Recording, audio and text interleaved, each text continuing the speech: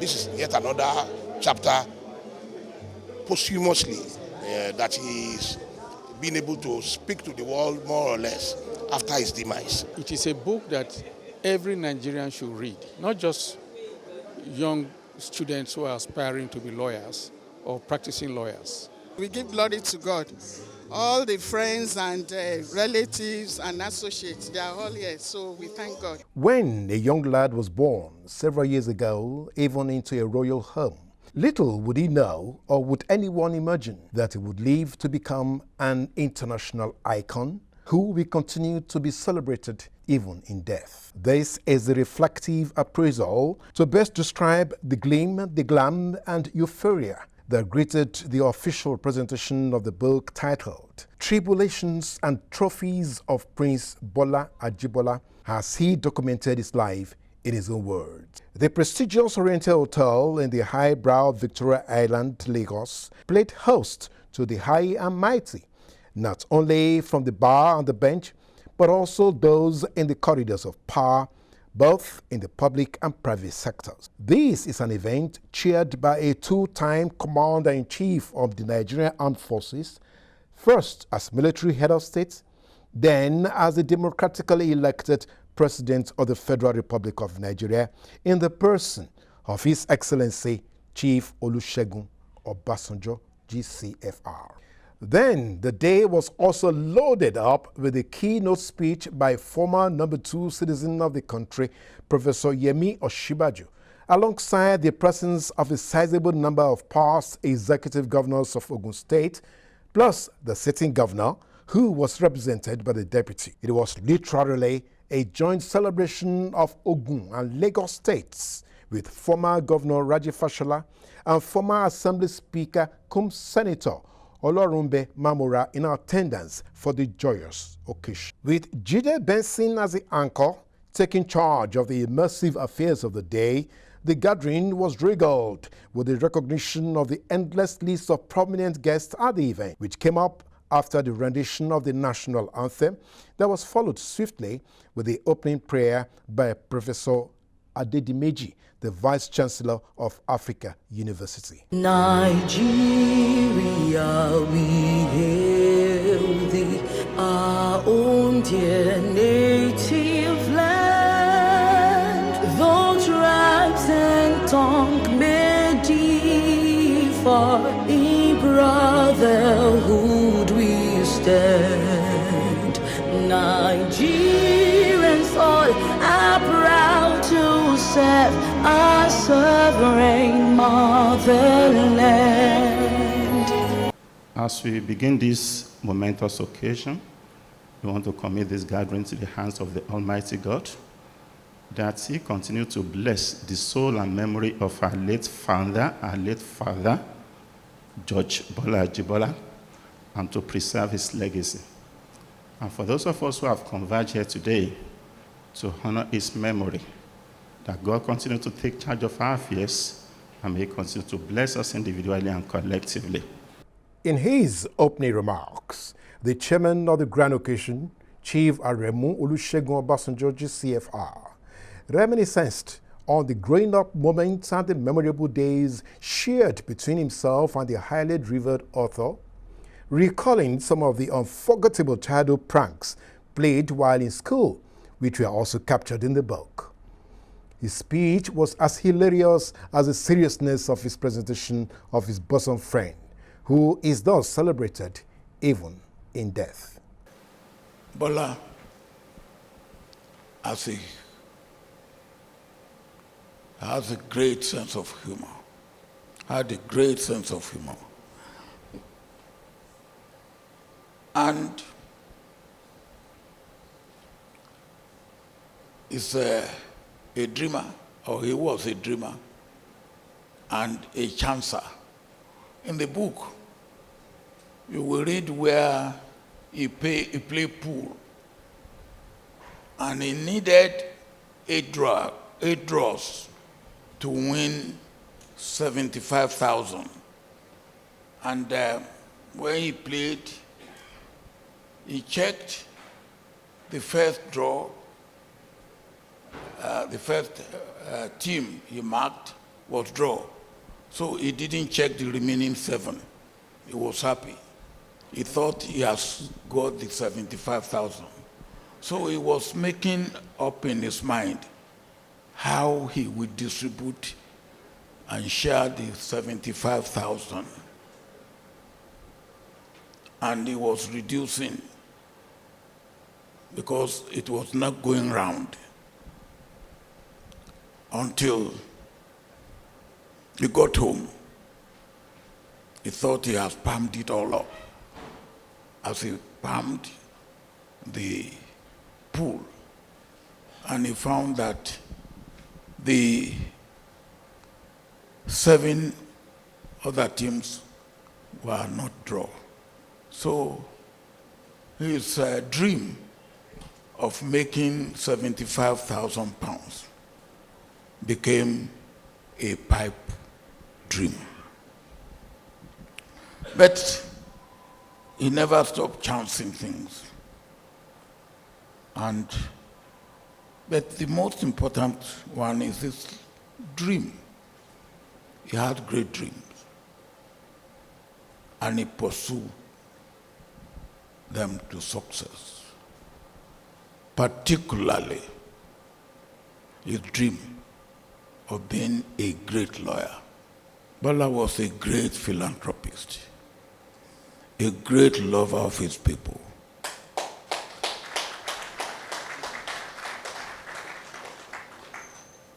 Bola was a human to the core.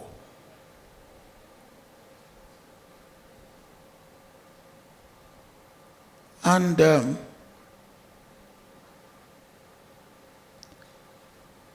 anything we did when Bola was alive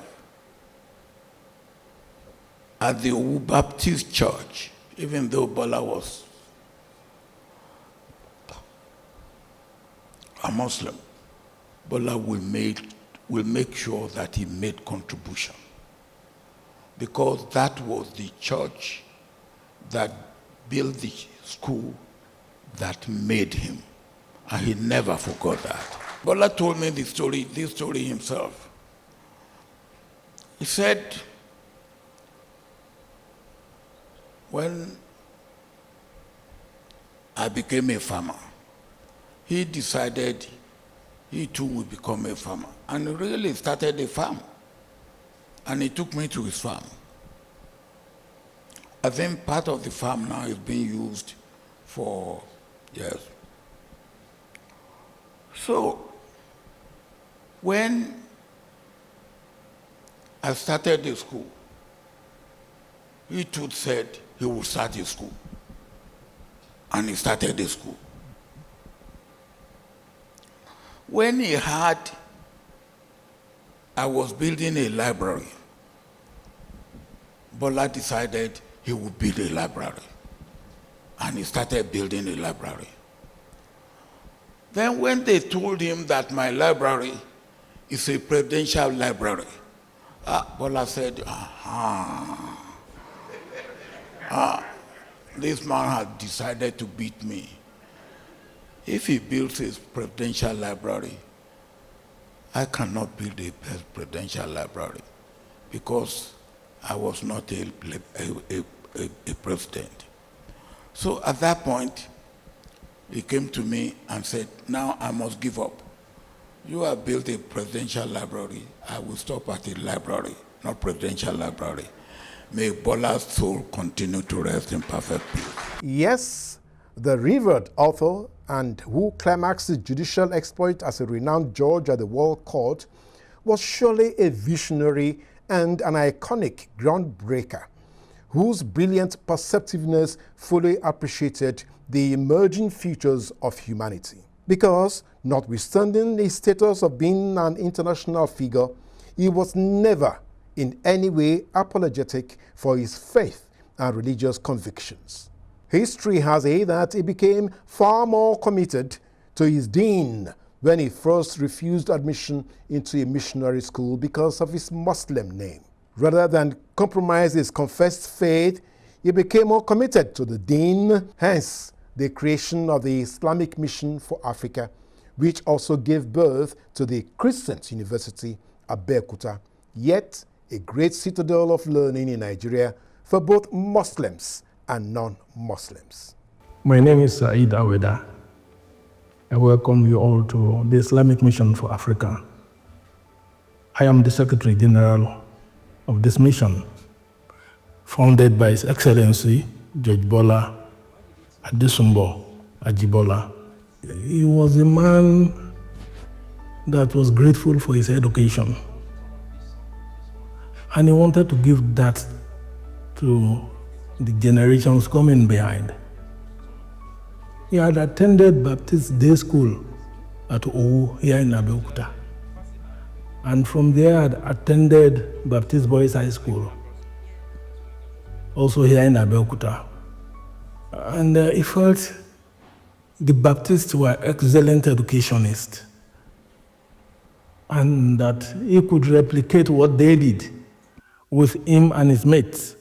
But the Islamic Mission for Africa itself is an organization founded on 13 December 1996 to propagate Islam in its true light as a religion of peace and harmonious coexistence amongst all peoples. The aim of the organization, the vision, and the mission as envisaged by the late founder was to propagate Islam through the means of education. George Bola Ajibola essentially aimed to address the problems of education in Nigeria. Having traveled all around the world,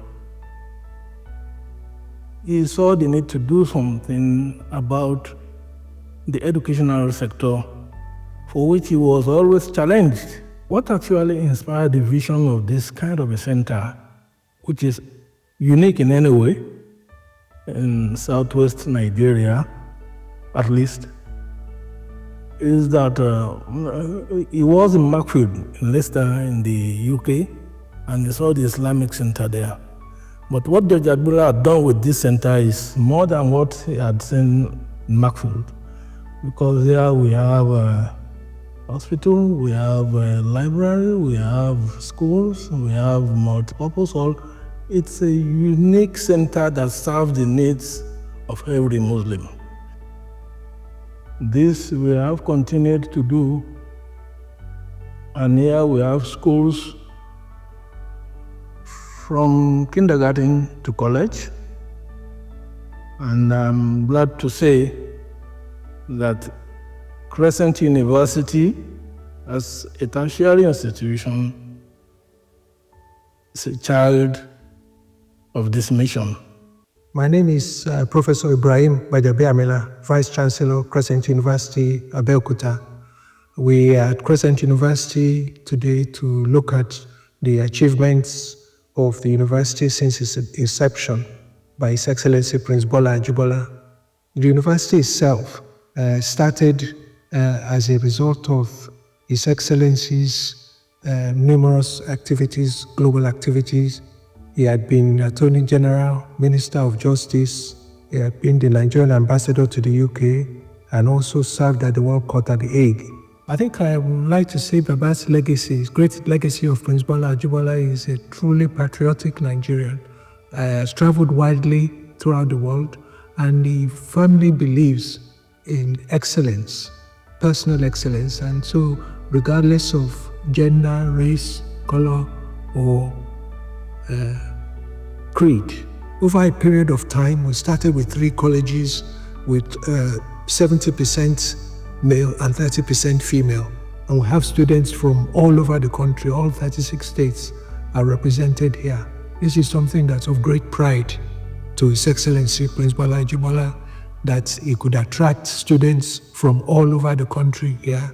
And although being a faith-based university, an Islamic university, he was still able to attract 30% of his students are Christians.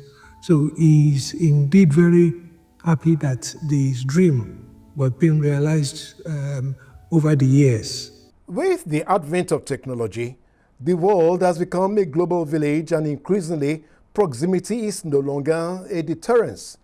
Hence, the physical absence of the former Vice President, Professor Yemi Osinbajo, at the event did not stall his presentation of the keynote speech for the book launch. His Excellency George Bola Ajibola was, in his lifetime, a tremendously successful man, a foremost international arbitrator and lawyer, President of the Nigeria Bar Association, Attorney General and Minister of Justice of the Federal Republic of Nigeria, Judge and Vice Chairman of the International Court of Justice at The Hague, was also Judge of the Constitutional Court of Bosnia and Herzegovina, and member of the Permanent Court of Arbitration. He was also a member of the International Center for Settlement of Investment Disputes, ICSID, President of the World Bank's Administrative Tribunal, and the Cameroon-Nigeria Mixed Commission. Later, he was to become Nigeria's ambassador to the United Kingdom. In serving in these capacities, he paid yet another tax, the public service tax, a tax that some pay to their communities by the selfless, diligent, and committed service that they give. I'm a witness to Judge Bola Ajibola's service to Nigeria, his tireless commitment to legal reform that helped advance Nigeria's commercial fortunes and institutional resilience. He was responsible for the review and updating of the laws of Nigeria, publishing 40 volumes of the laws in 1990, the first review since independence. He also ensured the compilation and publication of all the treaties in force in Nigeria. Many of the major laws establishing several public agencies and creating the legal frameworks for trade, industry, and investments were done under his leadership as Minister of Justice. These included the Companies and Allied Matters Act and also the banks and other financial institutions laws. Above all, he modeled integrity in public service and set exemplary standards of probity and accountability. His life was not just great, it was purposeful and inspiring and deeply impactful. And though he's no longer with us, the echoes of his generosity, his wisdom, and noble spirit will continue to guide us for generations to come. I recommend this very important book to you all.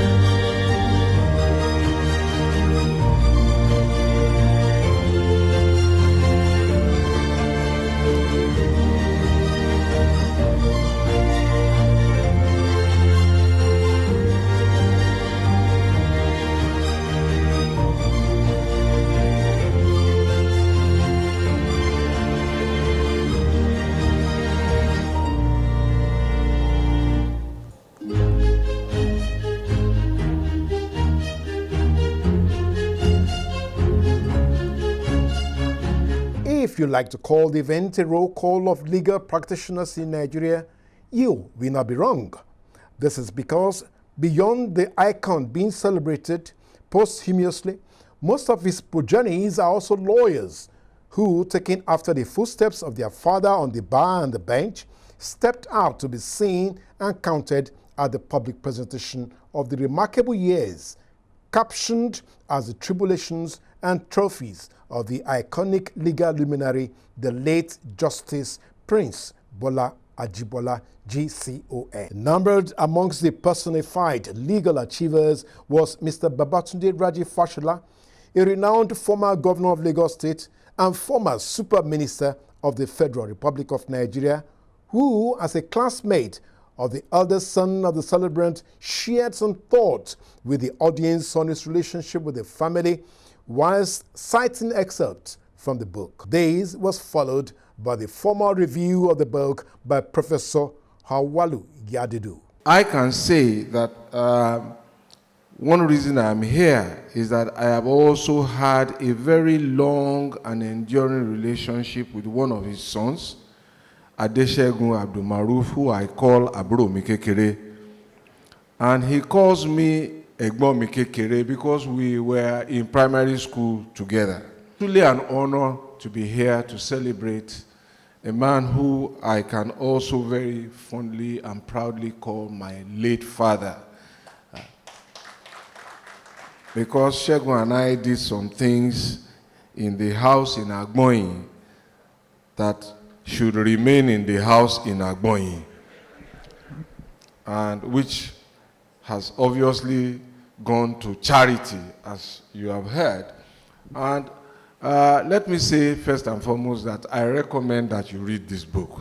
It is beyond disputation that Prince Bola Shodun Ajibola was a man of many parts.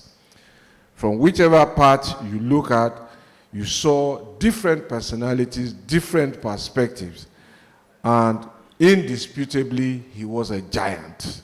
When you eventually read the book, these accounts that he tells, you will agree with me that we are all the better that it is an autobiography and not a biography. I intend, therefore, to pick and choose a few snippets and nuggets of the author's life's journey from his early years as skillfully as he has skillfully told from a few chapters. So I will not, there are so many chapters, just I will pick a few. I will conclude with some observations about the book, but essentially I'll leave you, the readers, to delve into what he has termed tribulations and trophies, and thereby savor the drama, the twists and turns, as recorded in their minute details, the chronicle of encounters with multitudes of personalities and officials and professional colleagues with whom he has crossed paths. President Obasanjo spoke about a few things about the beginning, but I'll just say one or two things. In the beginning, he begins the story of his early years in the dusty surroundings of Totoro, also called Aliebosu compound in Abeokuta. He tells about his father, how his father, a policeman in the service of colonial administration, who had worked in different places, had finally settled down and ascended the throne of the Olou of Owu. He was the father that is, a devoted Muslim whose practice of reciting the whole of the Quran in days or weeks, the prince had come to adopt, including sacrificing rams at each conclusion of the recitation. Those who know him will recall this. He narrates that in the book. After detailing his royal origins and the nomadic movements of his ancestors before they settled down, he regales us in taking us through his childhood experiences, some of which I will bring out. He recalls the story of the circumstances of his birth, as narrated to him by his mother, late Adikatu Ashaku, on a visit he had paid to her to bid her farewell before he embarked on his further studies. she told him the circumstances of his birth. She said, desirous of giving birth a baby boy, and encouraged by her father, she and his father were desirous of having a baby boy. And they were encouraged by the father of his mother. Fa Odebumi. She persuaded his father to travel with her from Lagos to Ibarra and to meet him, the father. Being a respected medicine man, he, the father, recommended the consumption of some herbal concoction to ensure that outcome. Departing the scene, after they had been advised to take the concoction, and they departed the scene, his father mildly rebuked her, the mother, for hiding what her mission was all about. He assured her that he preferred to devote intense prayer to Almighty Allah for such a male child who will excel in life. The prayers were answered, and the prince was the blessing from that prayer. She concluded her narration to him that as he was about to embark on his studies, he will ultimately be a bounteous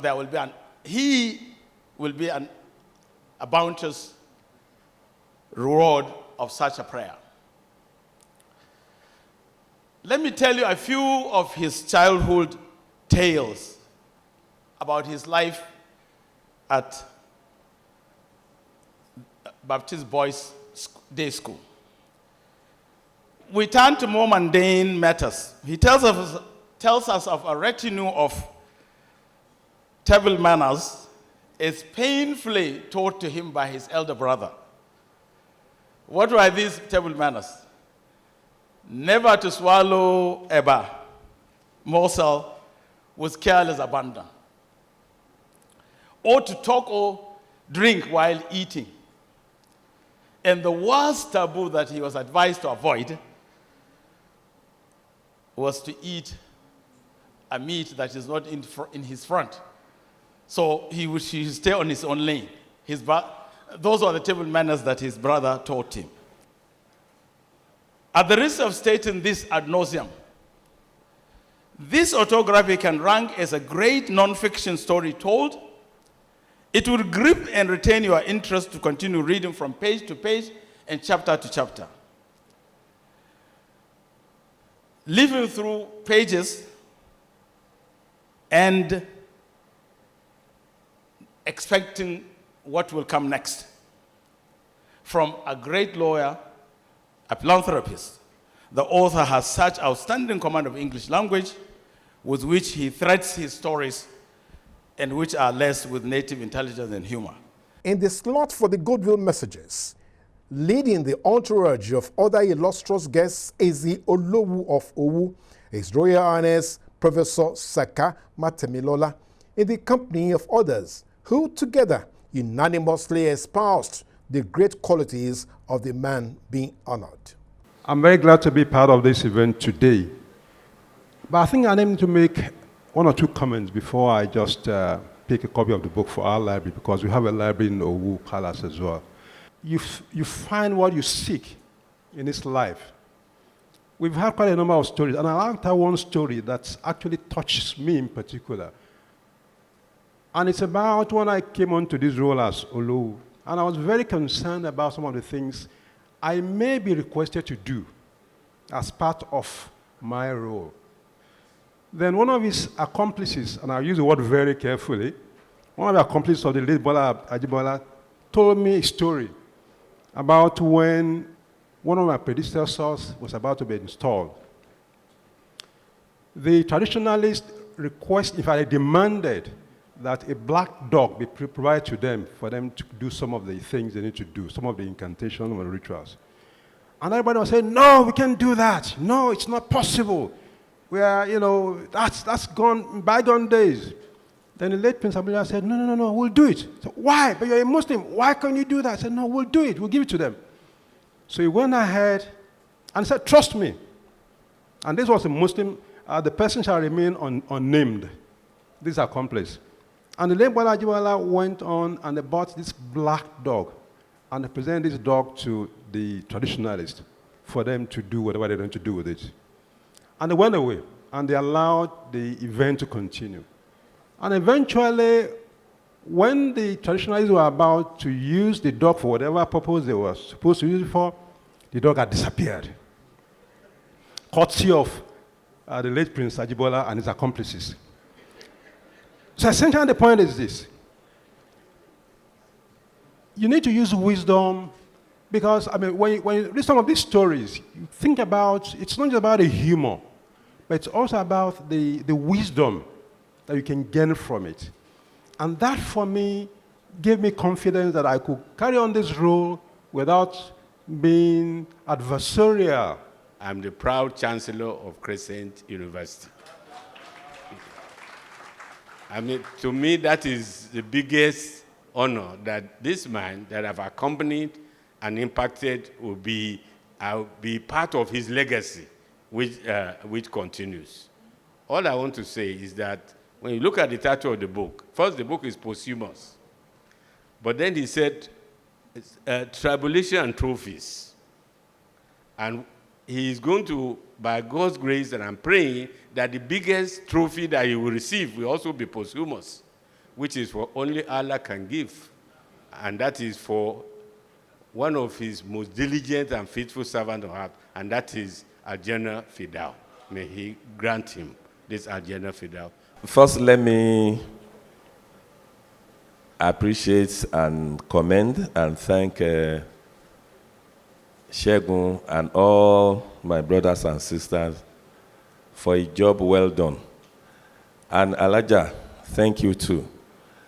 Thank you for not letting that glorious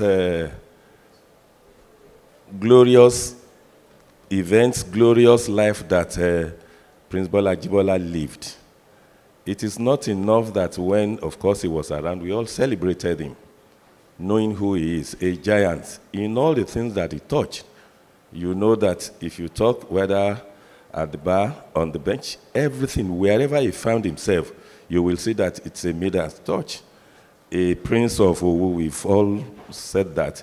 But something that I'm happy about, and that's what we are trying to copy and build upon what the legacies that he left behind for us. You will discover that, yes, everybody will say, oh, this is a jurist. Even when he went to the court of St. James's, because I was there as well that day, and I heard what he said.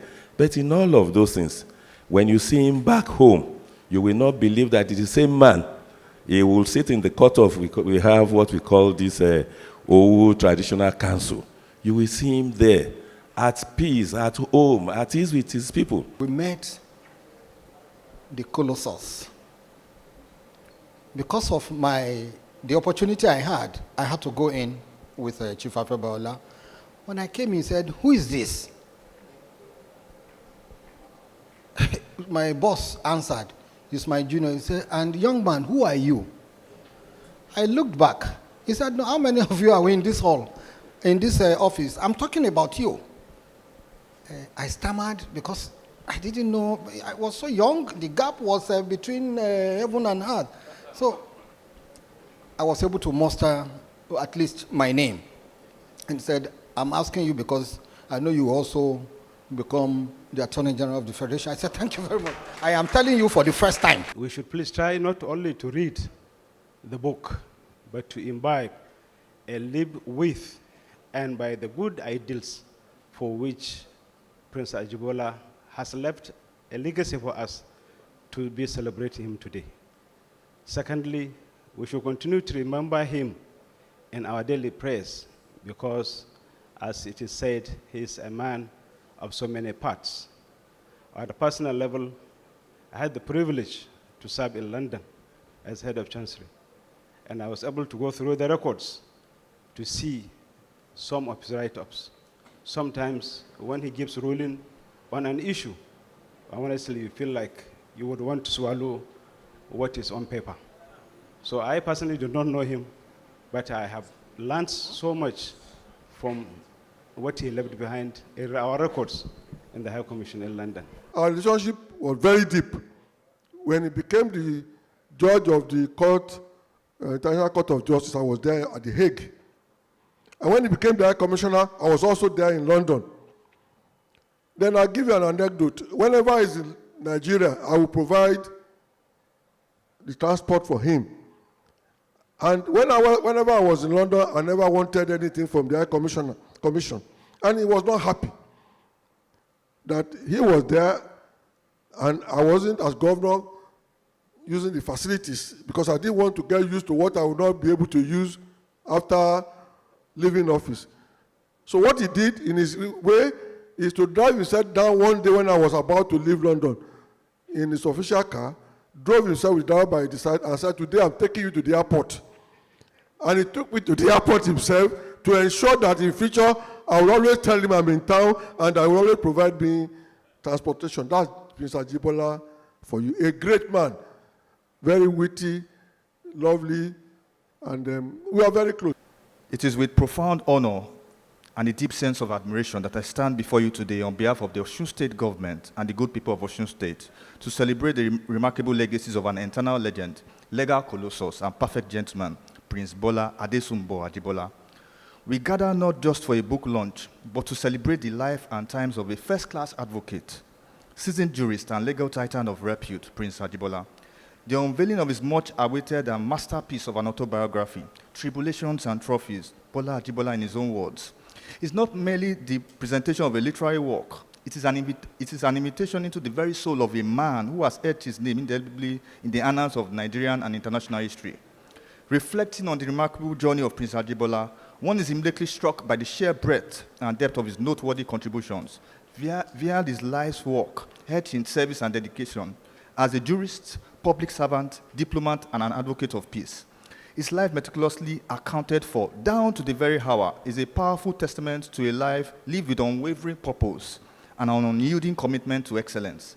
His journey from the familiar grounds of Owu Day School to his exemplary tenure as Nigeria's Attorney General and Minister of Justice, to his impactful role as a judge at the hallowed halls of the International Court of Justice in The Hague, is a powerful narrative in itself. It speaks of the boundless potential that lies within each of us, regardless of our starting point, when fueled by ambition, guided by integrity, and driven by the untiring commitment to excellence. Prince Bola Ajibola was a man who lived for others. As Nigeria's Attorney General and Minister of Justice, he served with unmatched selflessness and proven integrity, refusing to take a salary during his tenure. The peak of human selfless service act, and which exemplifies his commitment to the greater good of mankind. So much has been said about Prince Bola Ajibola, his legal prowess. I'll just say one thing about his other side, which is Prince Bola Ajibola as a peacemaker. And I cannot but remember those heady days when my successor was fighting tooth and nail to take over from me. And in all of that, I think we must give credit and honor. He was probably, as chairman of the Ogun State Elders Consultative Forum, who was able to call us together. And he told my brother Ibikunle to wait for his time. And lo and behold, he waited for his time. Although he fought tooth and nail, he probably should have gotten it without a fight. From my youthful days, I've paid particular attention to things emanating from Abeokuta. And one of such personalities happens to be late Chief Bola Ajibola. So when you talk about his legacies and people he has influenced in life, there are so many like us that you cannot identify because we were good observers of their ways and we tailored our life towards that direction. We thank God for his life. I didn't know he was a Muslim until 1999 when he was planning to establish the university. He invited me and he wanted to reach out to Asiwaju, and he now invited me and I went to visit him. And he now told me that it is very important for him to ensure that this school is established, and he wanted all the support that can be given to make it possible. With all the encomiums poured on Prince George Bola Ajibola posthumously, would he have been made any difference if he were to be physically present at this event? You see, that is a very challenging question because he's not of a character who likes to sing his own praises much. Even though his life was one that no one could cover up because it was a public life that he lived. Indeed, it should have been extremely jovial and active, and he would have taken center stage. But I think we've done it in a way that he would have been very proud of. All protocols duly observed in the delivery of speeches, it was the turn of the special guest of honor, the executive governor of Ogun State, ably represented by the deputy governor, Engineer Noimat Salako, to deliver a gallant speech for the occasion. To say that Prince Ajibola lived a life of meaning and purpose would be an understatement. He was a towering figure in the legal profession, both in Nigeria and across the globe.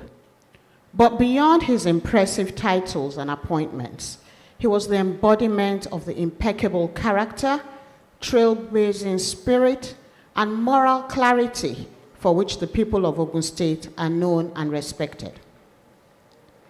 His life was a masterclass in service to country, to faith, and to humanity. Whether as Nigeria's Attorney General and Minister of Justice, as a judge at the International Court of Justice, or later as an elder statesman and revered community leader, he carried the name of Ogun State with dignity and honor wherever he went. And in all things, he remained deeply connected to his roots. A proud Prince of Owu, he wore that identity with humility and a deep sense of responsibility. Prince Ajibola's commitment to justice and peace was never theoretical. He lived it through personal sacrifice, through diplomacy that bridged differences and healed divides, and through a consistent pursuit of fairness and equity. In a world often driven by personal interest, he remained guided by principle. These were not just professional attributes, they were a reflection of his faith and his personal integrity. Following the magnanimous respect paid to the revered and highly esteemed author by the executive governor of the state, what followed was a fully anticipated and not unusual pomp and pageantry which colored the formal presentation of the book by several of the distinguished guests who took their turns to launch the book, especially amongst which was the special announcement of the donation of a building in commemoration for the book launch by a foundation led by Funke Karim.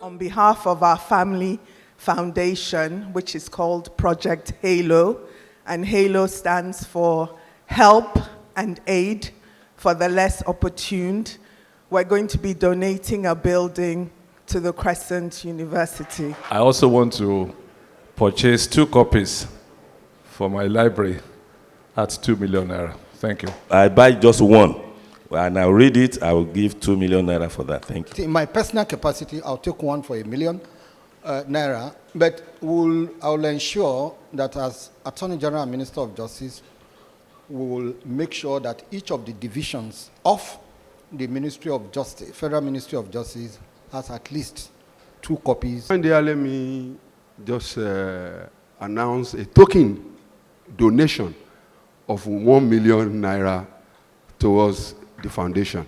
As much as so much has been said about Prince Justice Bola Ajibola as a dedicated Muslim, you cannot take away his flamboyance and a larger-than-life picture he constantly portrayed, as he commanded immense respect anywhere and everywhere he served. So, as it is said, to whom much is given, much is expected. In response to all that have been said about the internationally acclaimed personality, who, amongst many others, also bagged a prestigious award from the late Queen Elizabeth II of England, the eldest of the progeny, Prince Maruf Adeshegun Ajibola, SAN, delivered the vote of thanks. My father was a believer in not sparing the rod at all. He was a disciplinarian, quite humorous, very generous, but very strict. And in particular, myself, I was hardly spared because I was the eldest. And he felt that if I didn't get it right, how would others emulate me? What would they see in front? So he insisted that I had to get it right. Even though I was going in another direction, as far as I was concerned, I probably won't be here. And if I was here, probably I would be one of the musical artists playing for all of you to dance. But he would never have that. So I thank all of you, my brothers, the former governors of Ogun State, almost the entire number of them that I can recall in my relationship with my father and themselves are here. My brothers that they have always been, they've never left us alone. Our father, Chief Olusegun, who knows more about this book than all of us can claim to, because they grew up in that era. And he firsthand had the experiences that any of us can read in that book. I thank him for his time. He was in London just a few days ago. I'm surprised that he returned just in time for this occasion, and he was here, and then he sneaked out and told me that he had to go to Abia State for another occasion. You know, how he does it, I don't know. But may the God continue to guide him and keep him well. All our brothers in the business world, from Kano, from the East, I cannot forget Aliko Dangote and what he has done for us in the university. I cannot forget Abramas Rabiu for the great work they are doing in university. The medical school that we are building now is being virtually funded by Abu Samad for Boa Cement and Boa Foods. He's paying to the contractors almost over 500 million naira to establish that medical school in that place, free, without asking us for a penny. The mosque we have in the university was built by Aliko Dangote. He also built a hostel there, which he named after his mother. Alhaji Chief Kesintin Adebutu, the Arule of Ife, of the source. He donated the Odole of Ife. He donated a library, even though he's a Christian, he donated a whole building of a library and named it after his mother, who was a Muslim. If you think you're done listening to the testimonials and eulogy of this icon of our time, you may be wrong. In a one-on-one chat with various guests, our media team got more than we asked for, with different people sharing their innate and memorable experiences with a legal luminary who served Nigeria in different capacities and made his impact on the international space in the administration of justice. This is a great remembrance of my husband. So I'm very grateful to God Almighty. It's a very important thing that we're doing today for late Prince Bola Ajibola. He was a very prominent person, as we all know, known worldwide, accomplished in many respects. And I think it's important that some of the things that he went through will be inspiration for others, will be a lesson for others as well. And I think it's important that we capture such for posterity. Really, it's a happy occasion, even though we're at the launch of a book posthumously. But it's not how long you've lived, but how well, and above all, what legacies. And I'm proud Chancellor of Crescent University, which is going to be an enduring legacy. Baba deserves all this, and I want to appreciate him for that. Has even come, so to honor him, he deserves the honor. It's a privilege to be here, to continue to celebrate him, even after death. He was a great man, an icon. It's been very impressive with the turnout, and both online and the people in the hall. I think it's a reflection of the importance of His Excellency Prince Bola Ajibola and his achievements. So a lot of people wish to be here, and there's just not enough space. If we had got somewhere bigger, we could still accommodate more people.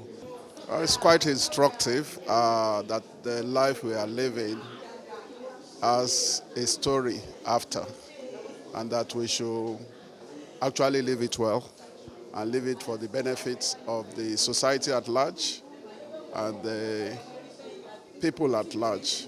It has a lot to say about us in the future. Amazing. I mean, the Ajibolas are family to me, but just to see what they've done is just excellent and outstanding. I'm really proud of them. I'm very happy. In terms of service to the nation, to the community, service to God, and he was just an epitome of what service should be, what a human being. And I am particularly impressed that Papa sold all he had to establish a university not named after him, but named after his faith. He had achieved so much during his lifetime. I recall when he was NBA president, because I'm also a lawyer, he was like a big towering figure. And for him to have done so much in education, and look at those selfless things they did. He actually sold all his properties to give education to the masses. Definitely God will bless him. Fantastic. Wonderful. It gives us the life and times of a very great son of Ogun State. We were the firstborns of Crescent. All the experiments were on us. You know, my set was the second set. And it was an amazing thing. He used to come around a lot. He was an old man you never got bored of. Let us pray to Allah to forgive him for his shortcomings, grant him Jannah, and accept all his good works, including the righteous children he left behind, and the great citadel of learning he established as Sadaqatul Jariyah, also known as continuous charity for him. Ameen.